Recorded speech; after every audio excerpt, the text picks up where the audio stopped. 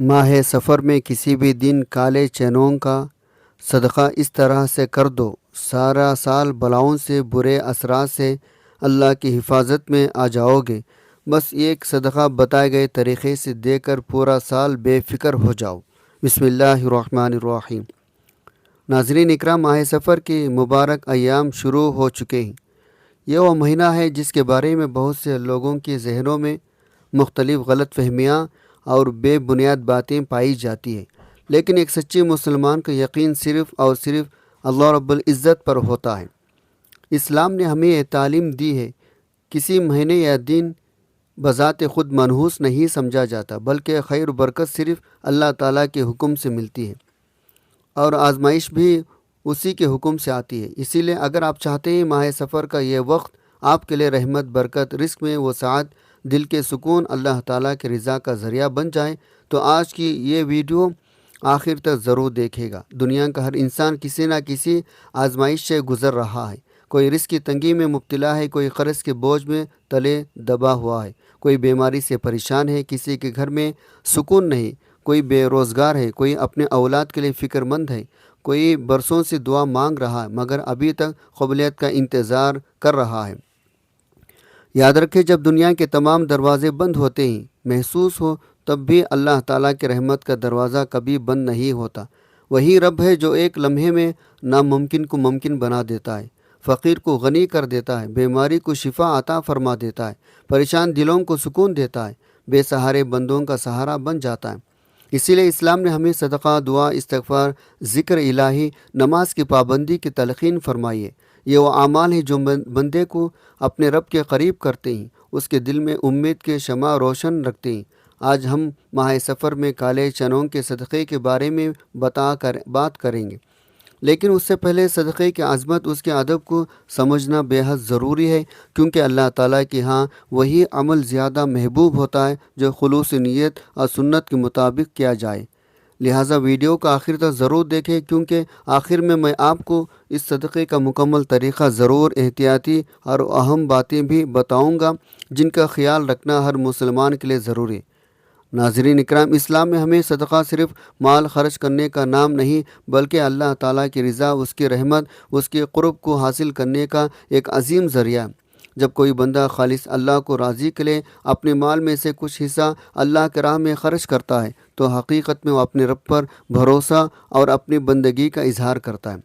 قرآن مجید میں اللہ تعالیٰ نے بار بار اپنے راہ میں خرچ کرنے والوں کی تعریف فرمائے اور وعدہ کیا ہے وہ ان کے لیے بہتر بدلہ عطا فرمائے گا۔ اسی طرح حدیث مبارکہ میں صدقے کو بڑی فضیلت بیان ہوئی۔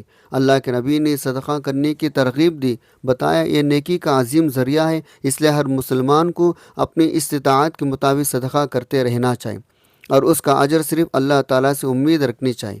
اگر آپ رزق میں برکت چاہتے ہیں، کاروبار میں آسانی چاہتے ہیں، ملازمت میں ترقی کو امید رکھتے ہیں، یا بے روزگاری کی پریشانی سے نکلنے کی دعا کر رہے ہیں، سب سے پہلے اپنے رب سے تعلق مضبوط کیجیے، نماز کی پابندی اختیار کیجیے، حلال روزی کمائیں، استغفار کو اپنا معمول بنائیں، اپنے استطاعت کے مطابق صدقہ کرتے رہیں۔ یہ بھی یاد رکھیں، ماہ سفر کو اسلام میں کسی نحوست کا مہینہ نہیں کہا گیا۔ اس مہینے بھی وہی اعمال افضل ہیں جو سال کے دوسرے دنوں میں افضل ہیں، یعنی نماز، تلاوت قرآن، ذکر الہی، استغفار، دعا، صلہ رحمی، صدقہ۔ اگر کوئی شخص اس مہینے میں اللہ تعالیٰ کی رضا کے لیے صدقہ کرتا ہے تو وہ بھی ایک نیک عمل ہے، اس کے اجر کی امید اللہ تعالیٰ سے رکھی جاتی ہے۔ لیکن ایک بات ہمیں ذہن میں رکھیں، صرف صدقہ کر لینا کافی نہیں۔ اگر ہم نماز چھوڑ دیں، والدین کی نافرمانی کریں، حرام کمائی سے بچنے کی کوشش نہ کریں، یا لوگوں کے حقوق پامال کریں، تو پھر ہمیں اپنے اعمال کا بھی جائزہ لینا چاہیے۔ اللہ تعالیٰ اس بندے سے محبت فرماتا ہے جو اس کے احکام پر عمل کرتا ہے، گناہوں سے توبہ کرتا ہے، ہر حال میں اپنے رب کی طرف رجوع کرتا ہے۔ اس لیے آج ہی دل میں یہ عہد کر لیں، ہم صرف کسی ایک عمل پر نہیں بلکہ اپنی پوری زندگی کو اللہ تعالیٰ کے رضا کے مطابق گزارنے کی کوشش کریں گے۔ یقین رکھیں، جب بندہ یہ قدم اپنے رب کی طرف بڑھاتا ہے، اللہ تعالیٰ اپنے رحمت کے بے شمار دروازے اس کے لیے کھول دیتا ہے۔ اب آئیے جانتے ہیں ماہ سفر میں کالے چنوں کا صدقہ کس نیت سے، کس طریقے سے کرنا چاہیے، اور اس دوران کن باتوں کا خاص خیال رکھنا ضروری ہے۔ آپ نے ماہ سفر میں بازار سے کالے چنے لے لینے چاہیے۔ ماہ سفر میں کسی بھی دن بتائے گئے طریقے سے صدقہ کر دینے ہیں۔ ناظرین، کالے چنوں کا صدقہ آپ نے کیسے کرنا ہے؟ صدقہ کرتے وقت آپ نے کن کن باتوں کا خاص خیال رکھنا ہے؟ مزید ویڈیو میں آگے بتاؤں گا۔ اگر آپ نے ابھی تک اس چینل کو سبسکرائب نہیں کیا تو خدا را اس چینل کو ابھی سبسکرائب کر لیں، کیونکہ ایسے بہت سے وظائف، بہت سے عمل آپ کے حوالے ڈیلی بیسک پر کرتا رہوں گا۔ ناظرین، آپ نے اپنے بڑے بوڑھوں سے سفر کے مہینے میں کالے چنوں کا صدقہ کرنے کے بارے میں بھی ضرور سنا ہوگا۔ پہلے تو سفر کے مہینے میں کالے چنوں کا صدقہ بہت زیادہ کیا جاتا تھا، لیکن آج بھی جو لوگ دین کا شعور رکھتے ہیں، دین کو سمجھتے ہیں، وہ سفر کے مہینے میں کالے چنوں کا صدقہ دینا کبھی نہیں بھولتے۔ ماہ سفر کے علاوہ باقی جتنے بھی اسلامی مہینے ہیں ان میں سفید چیزوں کا صدقہ دینا سب سے زیادہ افضل مانا جاتا ہے، لیکن سفر کے مہینے میں سفید نہیں بلکہ کالے چیزوں کا صدقہ دینا زیادہ افضل مانا جاتا ہے، کیونکہ سفر کا مہینہ باقی 11 مہینوں کی نسبت بالکل جدا ہے۔ جیسا کہ آپ نے بھی سفر کے مہینے کے بارے میں ضرور سنا ہوگا۔ سفر کے مہینے میں آسمان سے بلائیں نازل ہوتے ہیں۔ آسمان سے نازل ہونے والی یہ بلائیں جیسے زمین پر اترتی ہے تو یہ ایسے لوگوں کو تلاش کرنے لگتی ہے جن پر یہ آسانی سے سوار ہو سکے۔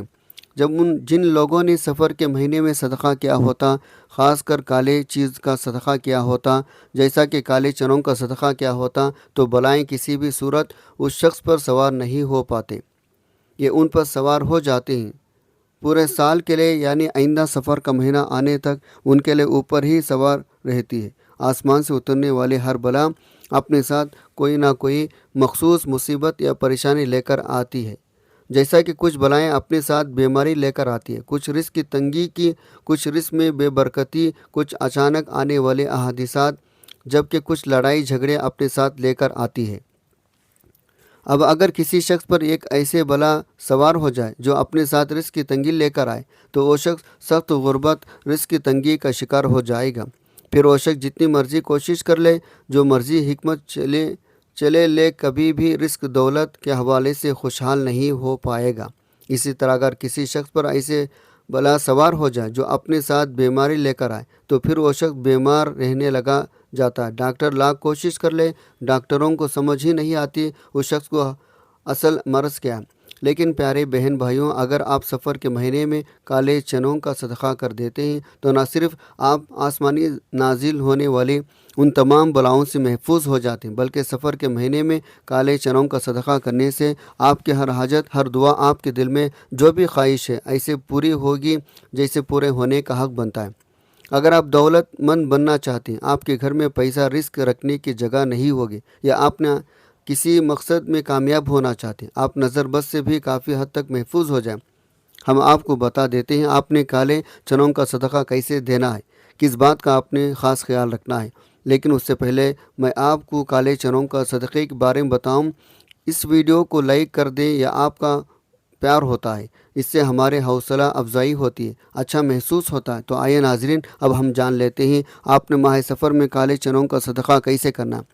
صدقہ کرتے وقت آپ نے کن کن باتوں کا خاص خیال رکھنا ہے۔ تو آپ نے سب سے پہلے کیا کرنا ہے، اگر آپ کے گھر 1 پاؤ یا آدھا کلو کالے چنوں پڑے ہوئے تو ٹھیک ہے، اگر آپ کے گھر کے کالے چنے موجود نہیں ہیں تو آپ نے بازار جانا، کالے چنے خرید لانا۔ آپ نے 1 پاؤ یا آدھا کلو کالے چنوں کا صدقہ لازمی کرنا۔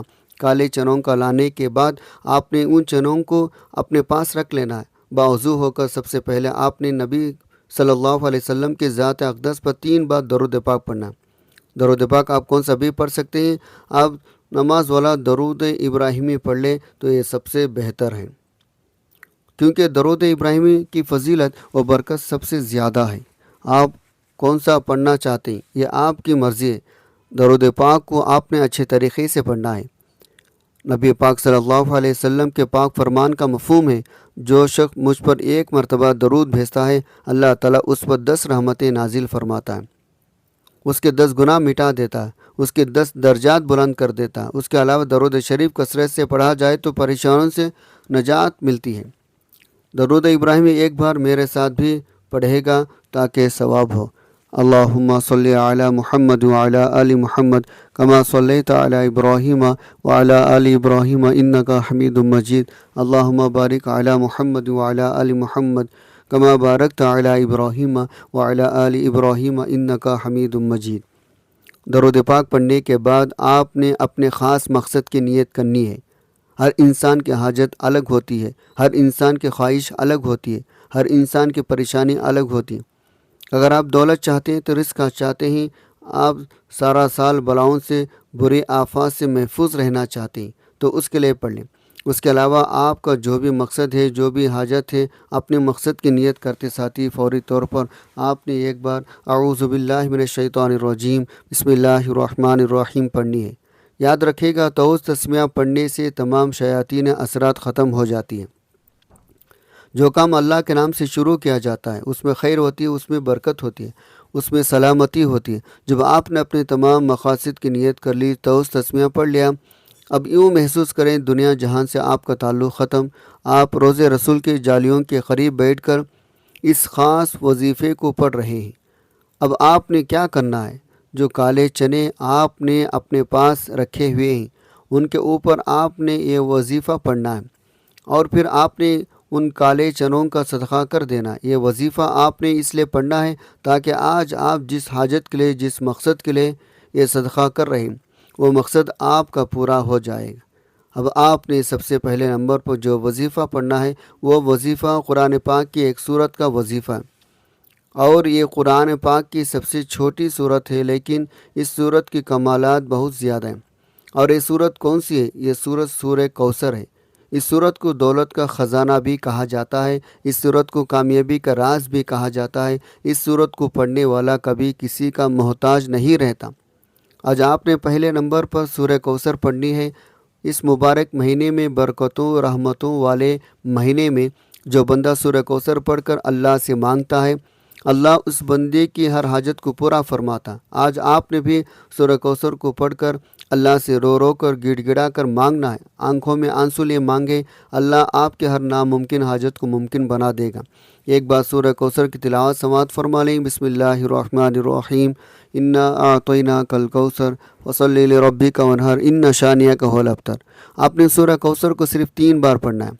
ये सूरह मुबारका कुरान पाक में तरतीब के लिहाज से 108 नंबर पर आती है, जिसमें एक रुकू 3 आयत हैं। ये मक्की सूरह है। ये सूरह इस वक्त नाजिल हुई जब आप सल्लल्लाहु अलैहि वसल्लम पर मुसीबतों के पहाड़ टूट रहे थे।